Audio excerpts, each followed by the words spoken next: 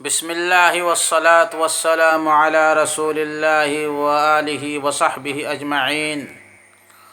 قال اللہ تبارک وتعالی کلوا واشربوا حتی یتبین لکم الخیط الابیض من الخیط الاسود من الفجر ثم اتموا الصیام الی اللیل۔ صدق اللہ العظیم۔ وعن انس رضی اللہ عنہ قال قال رسول اللہ صلی اللہ علیہ وسلم تسحروا فإن في السحور برکة، رواہ البخاری و مسلم۔ محترم سامعین و ناظرین، آج آپ حضرات کی خدمت میں سحری اور افطار کے بارے میں کچھ باتیں عرض کرنے کی کوشش کر رہا ہو۔ اللہ تعالی توفیق نصیب فرمائے۔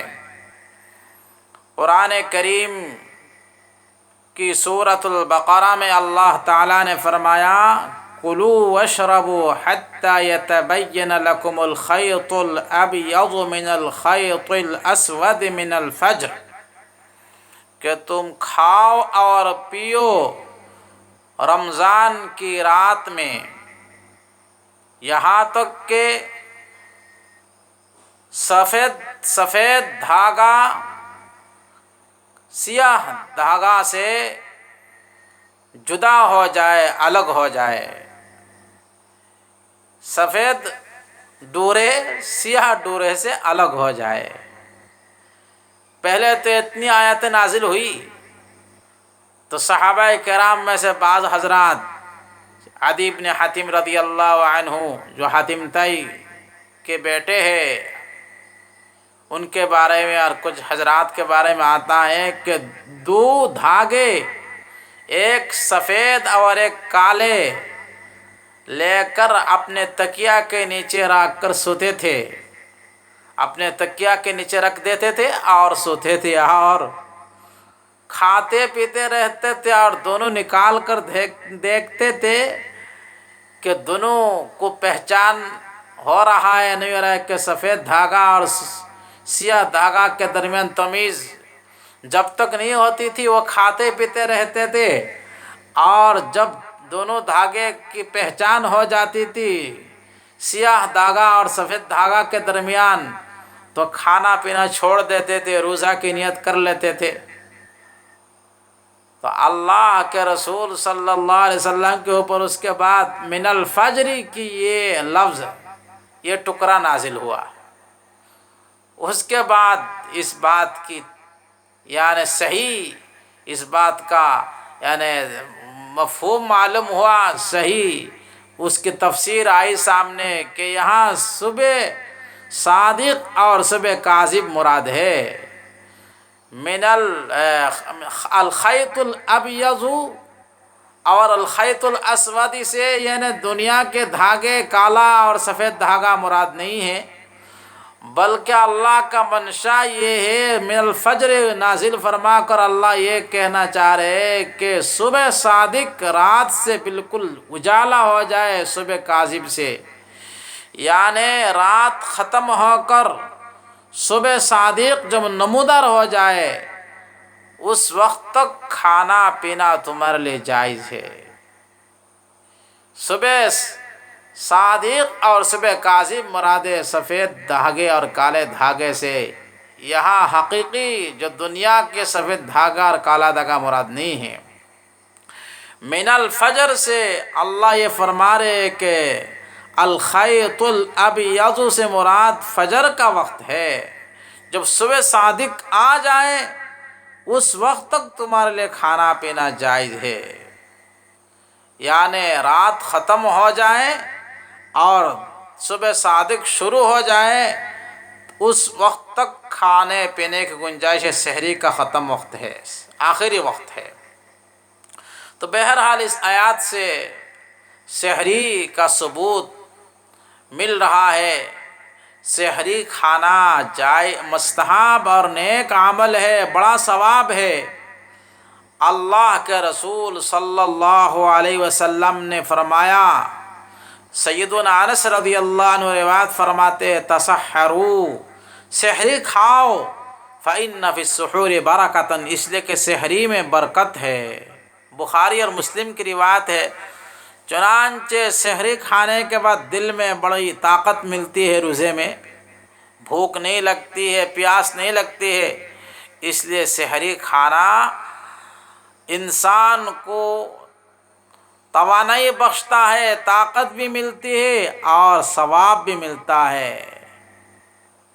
اور یہ سحری کا کھانا ہمارے اور اہل کتاب کے روزے کے درمیان فرق بھی ہے، اس لیے اور حدیث کے اندر حضرت عمر بن عاص رضی اللہ عنہ روایت فرماتے ہیں، مسلم شریف کی روایت ہے، جناب نبی پاک صلی اللہ علیہ وسلم نے فرمایا فصل ما بین صیامنا و صیام اہل الکتاب اکلۃ السحر، ہمارے اور اہل کتاب کے روزے کے درمیان فرق سحری کا کھانا ہے۔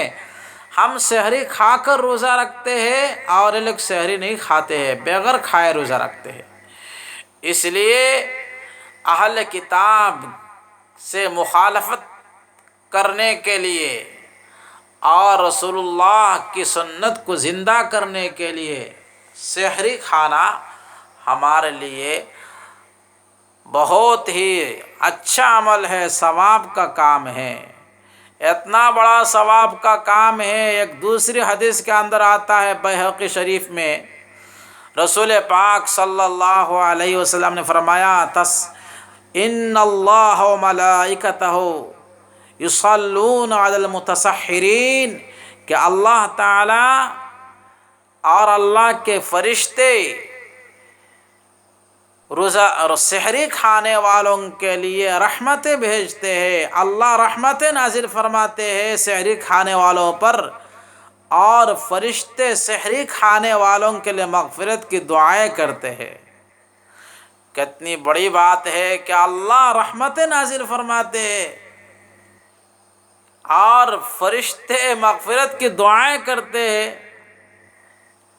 جس میں کوئی اتنا مشکل کام نہیں کہ ہم تو اپنا پیٹ بھر رہے ہیں، کھانا کھا رہے ہیں، لذت لے رہے ہیں، مزہ لے رہے ہیں، لیکن اس مزے کے کھانے کو اللہ نے ثواب کا کام بنا دیا ہمارے لیے۔ سبحان اللہ، کتنی بڑی بات ہے۔ اس لیے اس میں غفلت نہیں کرنا چاہیے۔ سحری کا وقت رات کے آخری حصے میں ہوتا ہے۔ جو حضرات رات کے شروع میں کھا کر سو جاتے ہیں اور سحری کی نیت کر لیتے ہیں، وہ سحری کے ثواب سے محروم ہو جائیں گے۔ ان کا یہ سحری اگرچہ روزہ ہو جائے گا لیکن سحری نہیں ہوگا۔ سحری کھائے بغیر بھی روزہ ہوتا ہے۔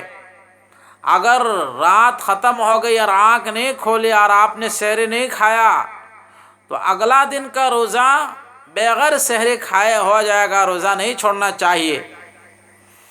اسی طرح سے اگر کوئی سحری نہ بھی کھائے ارادتاً تب بھی روزہ ہو جائے گا، اور افطار کے بعد کھا لیا، عشاء کے بعد کھا کے سو گئے سحری کی نیت کر کے، اگلے دن کا روزہ ہو جائے گا، لیکن سحری کا جو مفہوم ہے اور سحری کا جو ثواب ہے اس سے وہ ادا نہیں ہوگا۔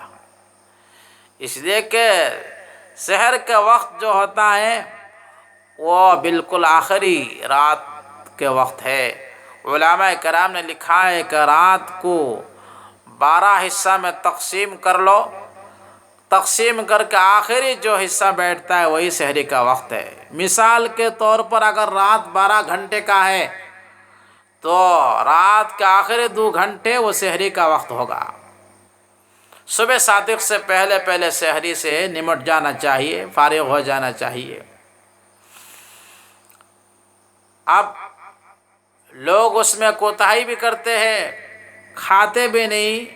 بعض حضرات تو فرماتے ہیں جن کو کھانے کی عادت نہیں ہے، کم سے کم 1 گھونٹ پانی ہی پی لے، 1 کھجوری کھا لے، 1 پیالہ دودھ پی لے، جو بھی میسر ہو تھوڑا بہت سحری سنت کے نیت سے کھا پی لینا چاہیے تاکہ ثواب مل جائے اور سحری کی سنت ادا ہو جائے۔ بعض حضرات اس میں بہت زیادہ تفریط کرتے ہیں کہ بہت زیادہ کھا لیتے ہیں کہ پورا دن کھٹی ڈکار آتی ہے، یہ بھی سنت کے خلاف ہے، روزے کے منشا کے خلاف ہے۔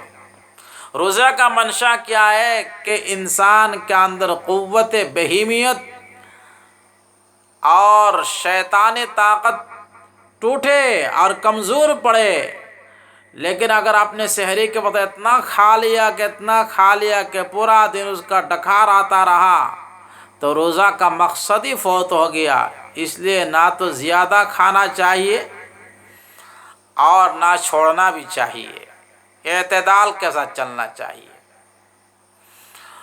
سحری میں کوئی خاص دعا کہ سحری کی دعا افطار کی دعا کی طرح روایت کے اندر حدیث کے اندر نہیں ملتی ہے۔ جو حضرات دعائیں پڑھتے ہیں بصوم غد نویت من شہر رمضان، نویت ان اصوم غدا من شہر رمضان فتقبل منی انک انت السمیع العلیم، یہ دعائیں جو ہم پڑھتے ہیں یہ دعائیں حدیث کے اندر موجود نہیں ہیں، یہ نیت کے الفاظ ہے۔ ان الفاظوں کو ادا کرنے میں کوئی حرج نہیں ہے۔ فتویٰ دارالعلوم دیوبند میں لکھا ہے، فتویٰ یعنی کراچی کے بن نوری ٹاؤن کے مدرسے کے فتویٰ میں بھی میں نے دیکھا ہے کہ یہ دعا تو نہیں ہے، الفاظ نیت ہے، اور نیت قلب کے ارادہ کا نام ہے۔ دل میں جو ارادہ آئے گا کہ سحری ہم کھا رہے ہیں روزہ ہی کے لیے، وہی ارادہ ہی نیت ہے۔ لیکن اگر کوئی کہتا ہے تو کوئی حرج بھی نہیں ہے، ان الفاظوں کو کہنے میں کوئی گناہ بھی نہیں ہے، لیکن یہ صحیح حدیث سے ثابت نہیں ہے اور یہ دعا بھی نہیں ہے، یہ الفاظ نیت ہے۔ بہرحال اللہ تعالیٰ سحری کھانے کی توفیق نصیب فرمائے۔ اس میں اتنے لیٹ بھی نہیں کرنا چاہیے کہ صبح صادق ہو جائے، احتیاطاً 5-10 منٹ پہلے ہی فارغ ہو جانا چاہیے۔ ایک دوسرا عمل جو ہے وہ افطار ہے۔ افطار اللہ کے رسول صلی اللہ علیہ وسلم کی سنت عمل ہے۔ حضرت سہل رضی اللہ عنہ فرماتے ہیں لا یزال الناس بخیر ما عجل الفطر، رواہ البخاری۔ بخاری شریف کی روایت ہے، نبی پاک صلی اللہ علیہ وسلم نے فرمایا کہ لوگ خیر پر رہیں گے، بھلائی پر رہیں گے جب تک افطار میں جلدی کرتے رہیں گے۔ اس لیے جب غروب آفتاب ہو جائے تو جلدی افطار کر لینا چاہیے۔ اللہ فرماتے ثم اتم الصیام الی اللیل، رات تک روزہ کو مکمل کرو۔ صبح صادق سے لے کر غروب آفتاب تک کا وقت روزہ کا وقت ہے۔ غروب آفتاب کے بعد تاخیر کرنا ٹھیک نہیں ہے، فوراً افطار کرنا یہ بہت اچھی بات ہے، حدیث میں اس کی ترغیب آئی ہے۔ ایک دوسری روایت کے اندر حضرت ابو ہریرہ رضی اللہ عنہ روایت فرماتے ہیں، جناب نبی پاک صلی اللہ علیہ وسلم نے فرمایا احب عبادی الی اعجلہم فطرا، رواہ الترمذی۔ امام ترمذی نے جامع ترمذی میں یہ حدیث نقل کیا۔ نبی پاک صلی اللہ علیہ وسلم نے فرمایا احب عبادی الی اعجلہم فطرا، میرے نزدیک سب سے اچھے بندے، میرے پیارے بندے وہ ہے جو افطار میں جلدی کرتے ہیں۔ اس لیے افطار میں جلدی کرنا چاہیے۔ افطار کس چیز سے کرنا چاہیے؟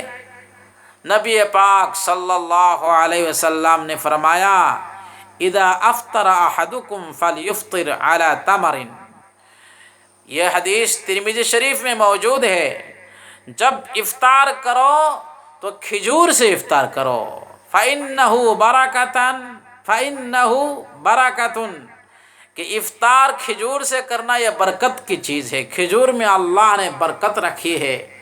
چنانچہ نبی پاک صلی اللہ علیہ وسلم کے گھر میں آگ نہیں جلتی تھی، کھانا نہیں پکتا تھا، غربت اور فقر فقہ کی وجہ سے آپ مہینے مہینے تک کھجور پر زندگی بسر کرتے تھے۔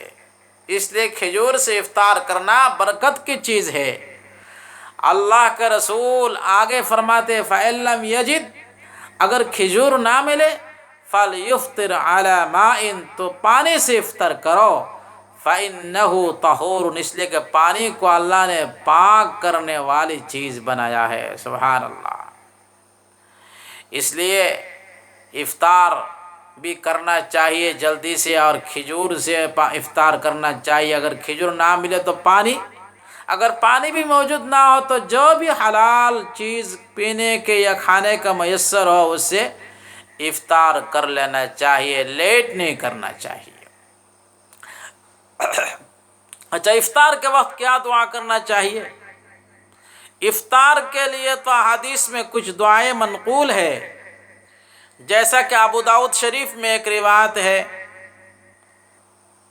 حضرت معاذ بن زہرہ رضی اللہ عنہ روایت فرماتے ہیں کان رسول اللہ صلی اللہ علیہ وسلم اذا افطر جب نبی پاک صلی اللہ علیہ وسلم افطار فرماتے تھے قال تو آپ فرماتے تھے اللہم لک صمت وعلی رزقک افطرت، اللہم لک صمت وعلی رزقک افطرت۔